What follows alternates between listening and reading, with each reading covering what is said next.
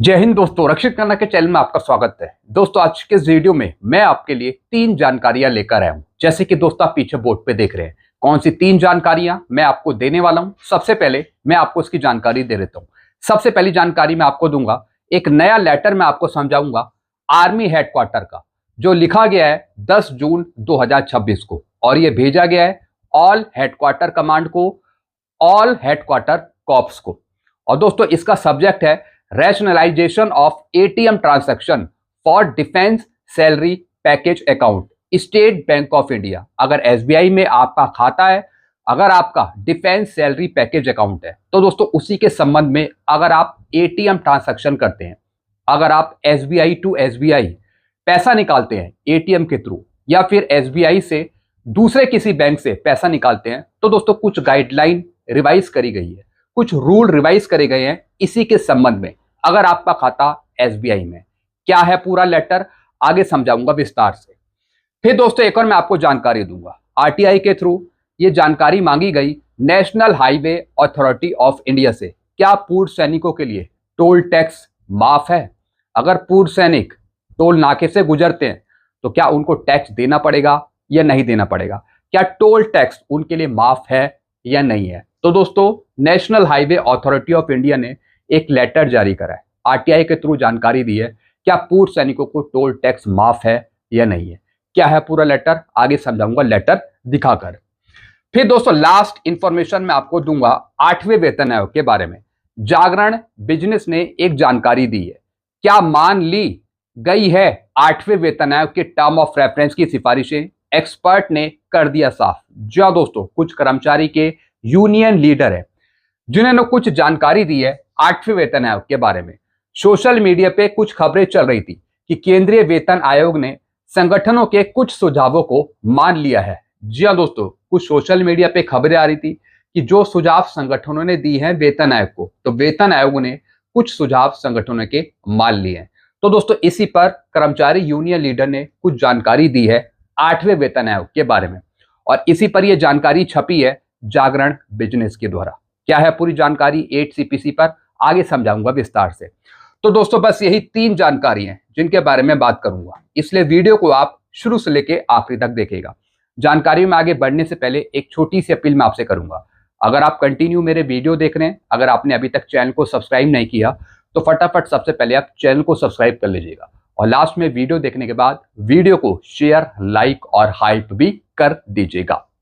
सबसे पहले दोस्तों मैं आपको लेटर समझाऊंगा आर्मी हेडक्वार्टर का, एडिशनल जनरल ब्रांच का, जो भेजा गया है सारे हेडक्वार्टर कमांड को और सारे हेडक्वार्टर कॉर्प्स को। अभी का ही दोस्तों ये लेटर है 10 जून 2026 का, जिसका सब्जेक्ट है rationalisation of ATM transaction for defence salary package account, state bank of India. जी हाँ दोस्तों, अगर आपका एसबीआई में खाता है, अगर आपका डिफेंस सैलरी पैकेज अकाउंट है, तो उसी के संबंध में अगर आप एटीएम के थ्रू पैसा निकालते हैं, कोई लेन देन करते हैं एसबीआई टू एसबीआई या फिर एसबीआई टू अदर बैंक, तो उसी के संबंध में कुछ रूल रिवाइज करे हैं। अब क्या लिखा है इसमें, refer PS3 banking advisory number इतना, लेटर इतना, सो एंड सो। एक लेटर है, नंबर है, उसका रेफरेंस यहां पे दिया है। अब क्या लिखा है, it is intimated that state bank of India has revise it's policy. State bank of India ने एक पॉलिसी को रिवाइज करा है regarding service charges of ATM transaction offered on defense salary and pension package account. The revision in policy of ATM transaction are as under. जी हाँ दोस्तों, अगर आप पैसे का लेन देन करते हैं डिफेंस सैलरी पैकेज अकाउंट के अंदर एसबीआई में, तो दोस्तों किस तरीके से इन्होंने कुछ रूल रिवाइज करे हैं एटीएम ट्रांजैक्शन के, जरा आप ये समझ लीजिए।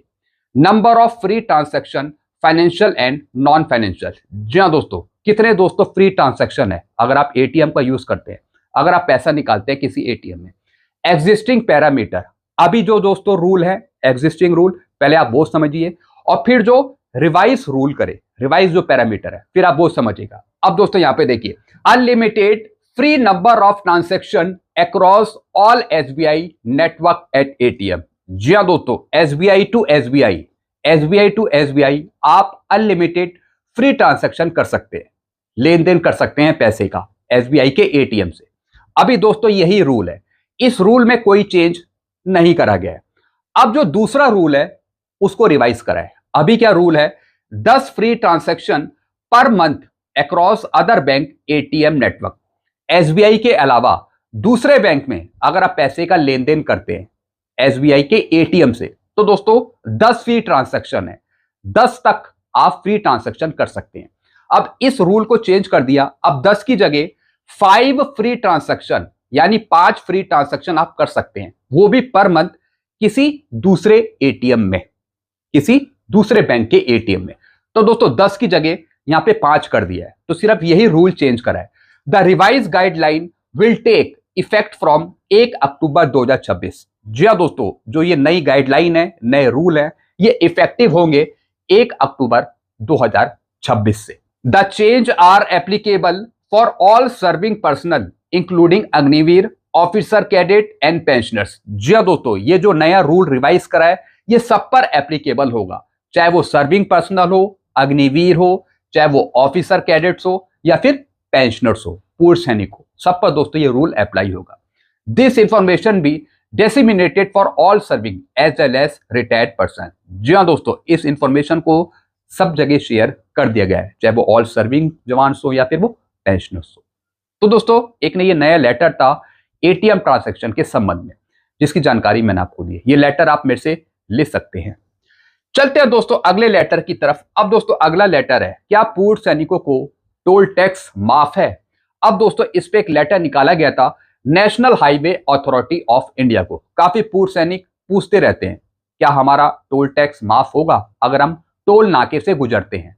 अब दोस्तों यहां पे देखिए, information required under RTI act 2005, RTI के थ्रू ये जानकारी दी है national highway authority of India ने। अब क्वेश्चन क्या पूछा था, इंफॉर्मेशन आउट क्या थी, are the ex serviceman exempted from toll tax? क्या पूर्व सैनिकों के लिए टोल टैक्स माफ है अगर वो टोल नाके से गुजरते हैं? अब जवाब क्या दिया यहां पे, ex serviceman is not exempted from toll tax. जी हां दोस्तों, यहां पे टोल टैक्स की माफी नहीं है पूर्व सैनिकों के लिए, सैनिकों के लिए। MORTHOM नंबर 17 जून 2014 in enclose for your reference. जी हां दोस्तों, अब इसी पे दोस्तों सरकार का एक लेटर है जिसके तहत ये जानकारी दी गई है। X serviceman is not exempted from toll tax. Toll tax की यहां पे छूट नहीं है पूर्व सैनिकों को, अगर वो टोल नाके से गुजरते हैं तो उनको टोल टैक्स देना ही होगा, छूट नहीं है। तो दोस्तों ये जानकारी इन्होंने यहां पे दे दी है सभी पूर्व सैनिकों के लिए। ये भी लेटर आप मेरे से ले सकते हैं। चलते हैं दोस्तों लास्ट इंफॉर्मेशन की तरफ। अब दोस्तों लास्ट इंफॉर्मेशन मैं आपको दूंगा जागरण बिजनेस की एक खबर 8वें वेतन आयोग पर।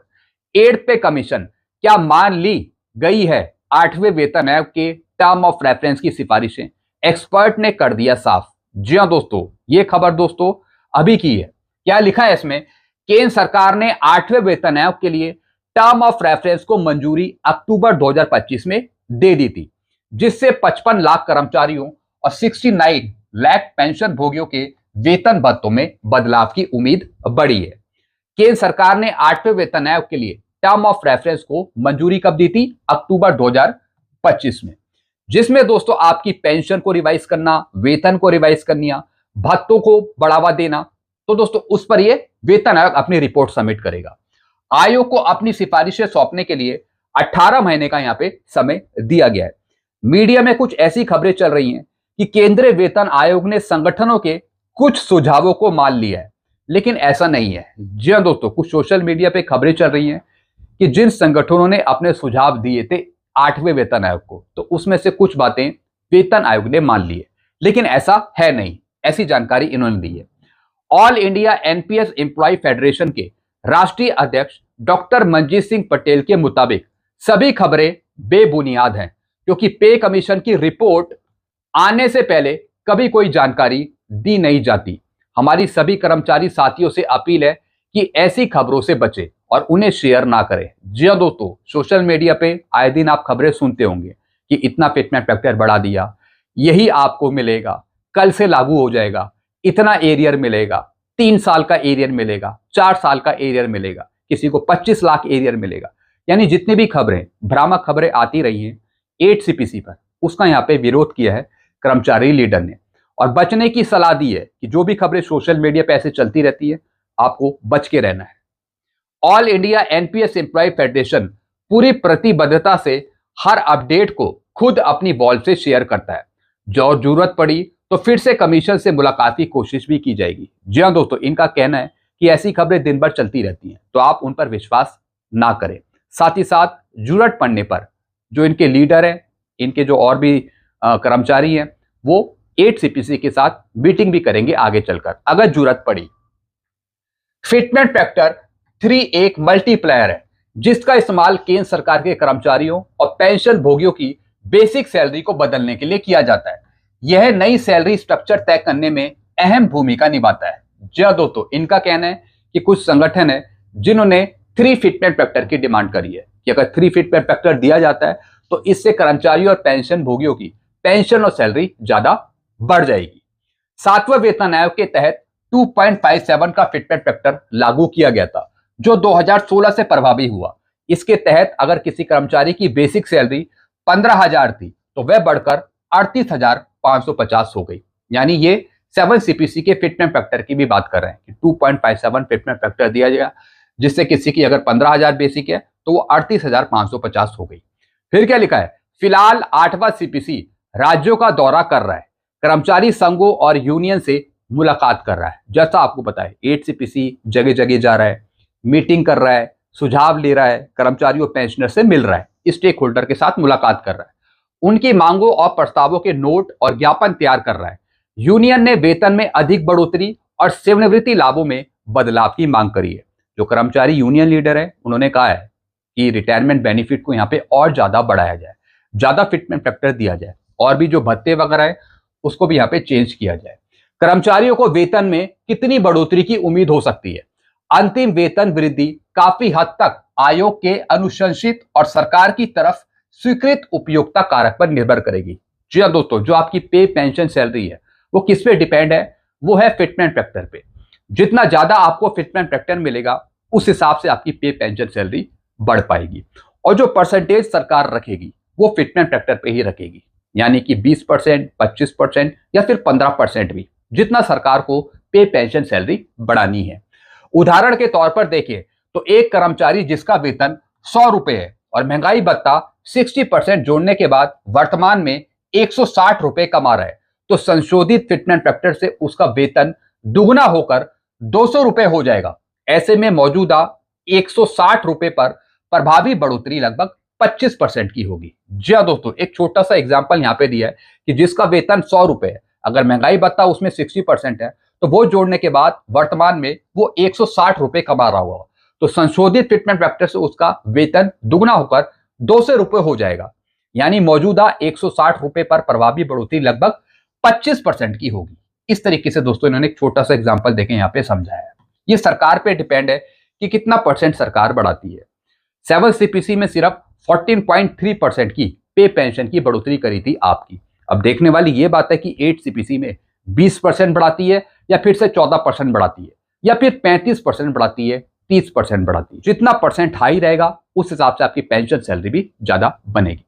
विशेषज्ञों का कहना है कि कर्मचारी संघों के तय स्तरों से कम उपयोगिता कारक होने पर भी सरकारी व्यय में बढ़ोतरी हो सकती है, जबकि कर्मचारियों के वेतन में भी अच्छी खासी बढ़ोतरी हो सकती है। जी हाँ दोस्तों, इन्होंने बताया कि अगर सरकार आपको 1.92 का फिटमेंट फैक्टर देती है, सपोज अगर 1.92 देती है तो मिनिमम पे 18,000 से बढ़कर ये हो जाएगी लगभग 34,000 के आसपास।